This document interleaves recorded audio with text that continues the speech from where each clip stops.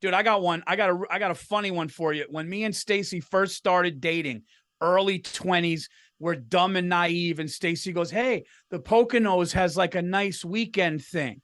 They're like, so we go there, the stupid heart-shaped hot tub, which is so fucking gross. And then you go to eat. And when you eat, you're at a fucking table with strangers. So you go get food. It's almost like it's like worse than a fucking cruise ship because you just sit down and like everybody's at this thing. It's almost like you're at a wedding. And dude, there was a guy tattooed up with this girl. I'll never forget this, dude. You got to ask Stacy about this because we were mortified. And we were in our early 20s. And he's sitting down next to this fucking girl. She was like a kindergarten teacher, a dummy. And he goes, I don't know. Don't ask me. Ask her. She's the one with the associate's degree. And he was serious. He was serious. And then they're talking. And he goes, watch out. What do you want to smack? Dude, he said, Bill, he said during dinner, he goes, and she was kind of just obviously aloof and out of it. He goes, hey, what do you want to smack? Dude. And he was kind of like serious. And Stacy and I are just like, dude, I'm never coming back here. The bed was uncomfortable. That stupid hot tub. We tried turning it on and we realized how gross it was. How many fucking like people were in that fucking I thing. just pictured that skinny chick from Boogie Nights ODing with the bloody nose just sitting in the tub. Then you got to make the decision. Do I call the cops and go to jail and save her life, or do I run out? That's a big law that they should change. Like if somebody ODs and dies when you're there, you go to jail for, I don't know what the fucking law is, typical me, but it's something like that. People run out on you rather than calling so the person lives. I think that's going to change. I think as they make, I guess more drugs are legal, they are staying on the happy side of drugs, sort of. I did see my first weed sign that said, don't fucking smoke weed or eat gummies and drive.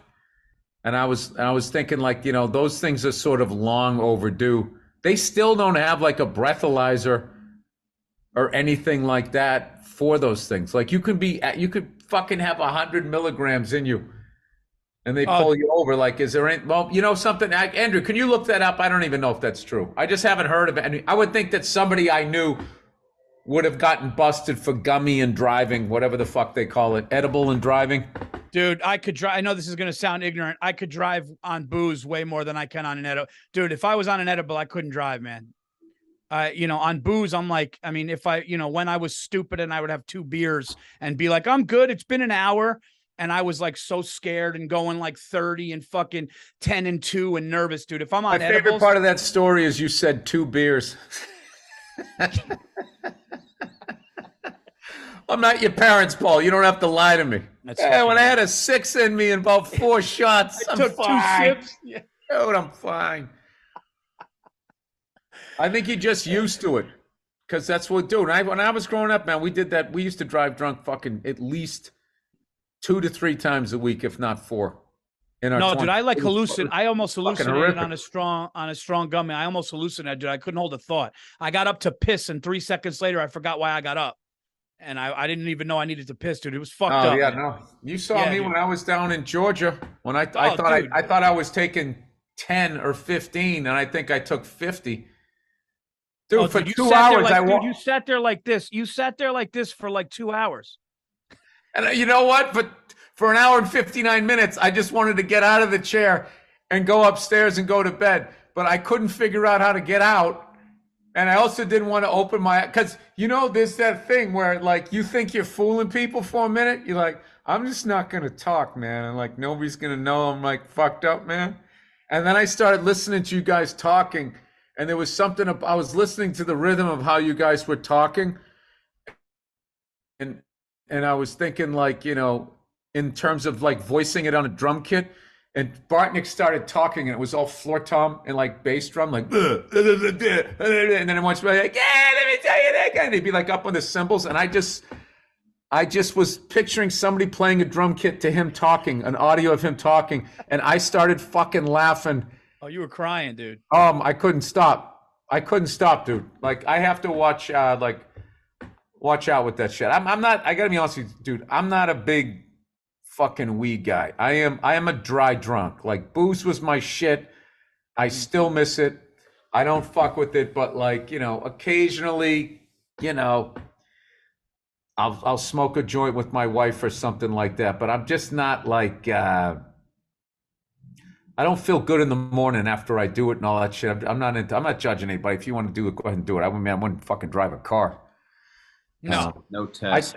There's no reliable test because of the way they scrape your tongue, and it's the most prominent test that they have now shows 1 out of 10 are false positives, so it's very unreliable.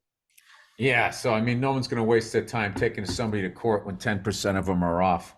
Everyone's going to be claiming that they're part of that 10%. But And you know what, though? It's also how people handle it different. I had a friend who could smoke blunts all day, drive, take tests in high school, be completely fine. And then I had friends and people like myself who would smoke and have to be on a couch with people that you loved. And I know, but that other guy isn't fine. That guy has a problem. There's nothing wrong with smoking a blunt. No, you shouldn't be. If you're smoking a blunt before you take a test, dude, you have some sort of, you're addicted to it unless you're trying to not do well. Well, it's the same as a guy that could drink a 12 pack and like kind of, dude, I know a guy that could drink. It's called a functioning alcoholic. Neither one of those. No, it's good. Yeah.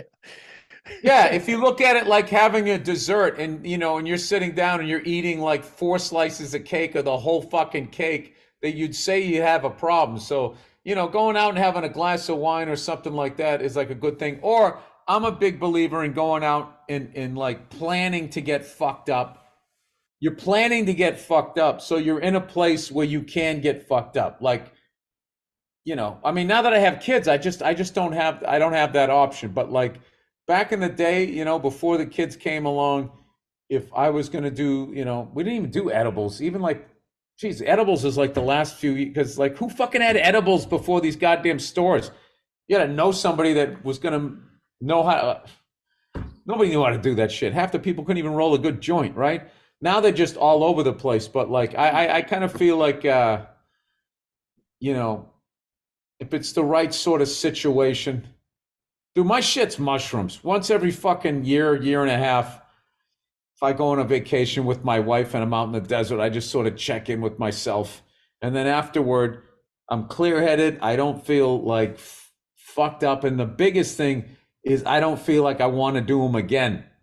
It's not like booze. Yeah.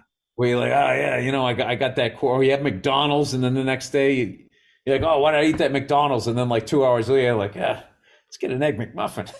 Yeah. Dude, that's why cocaine, dude. It's I mean, it's the GOAT, dude. It's incredible. It's like, it's just an instant good mood. It's like, I'm so glad that I knew how good it was to stop. I knew how good it was to not get How long addicted. did you fuck with it for? Nah, you know, handful of times in my 20s.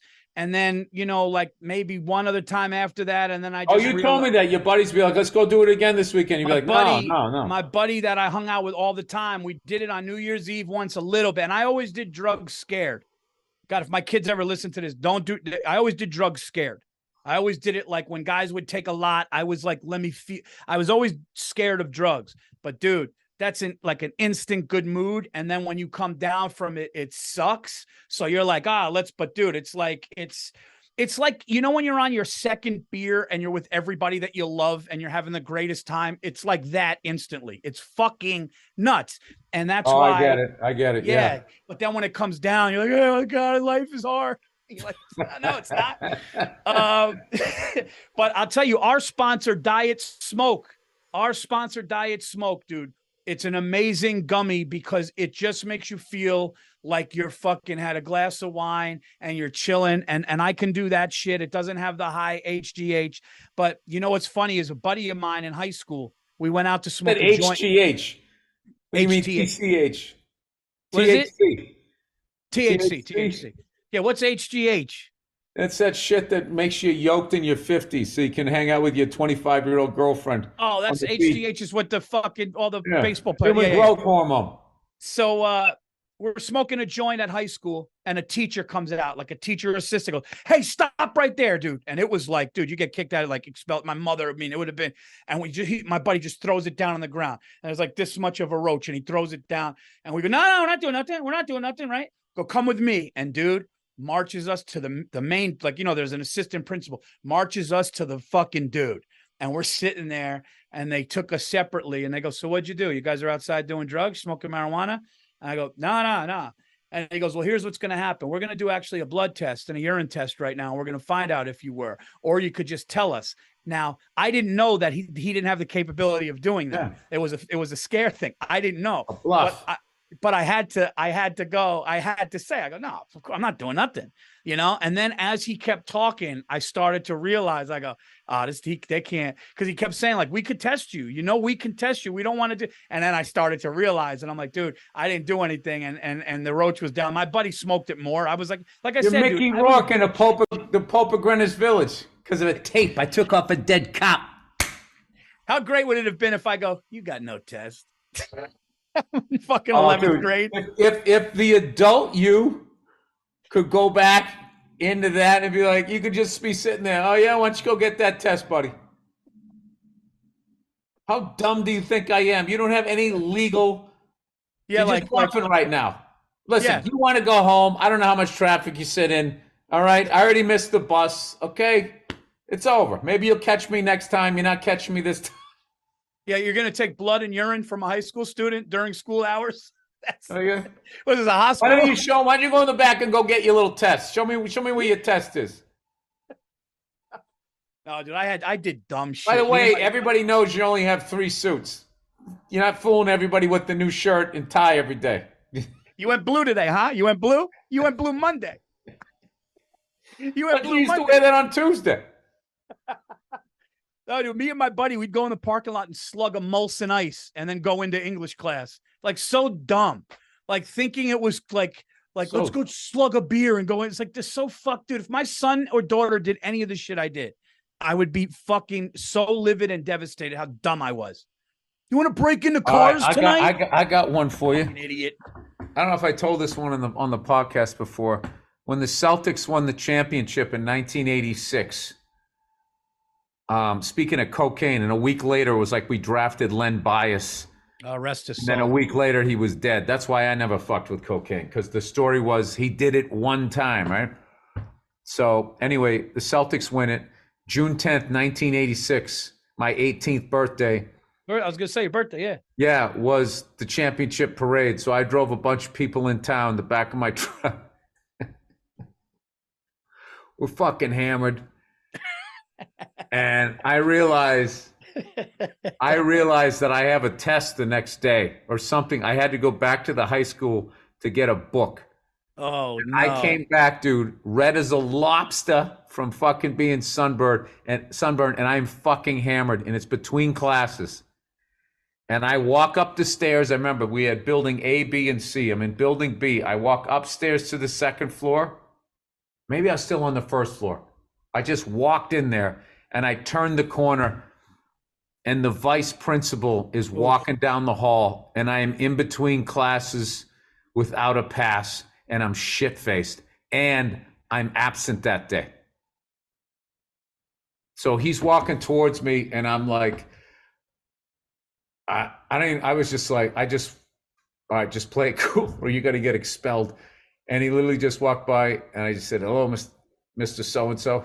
And he's like, hello, son. Like, I didn't get in trouble enough that he didn't fucking know. And I walked through and I went through the doors. I was like, I can't get upstairs. Oh, you were fucking nervous. I got upstairs, but then I had to get out of the building again. And he just fucking saw me. So I had to go down these other stairs.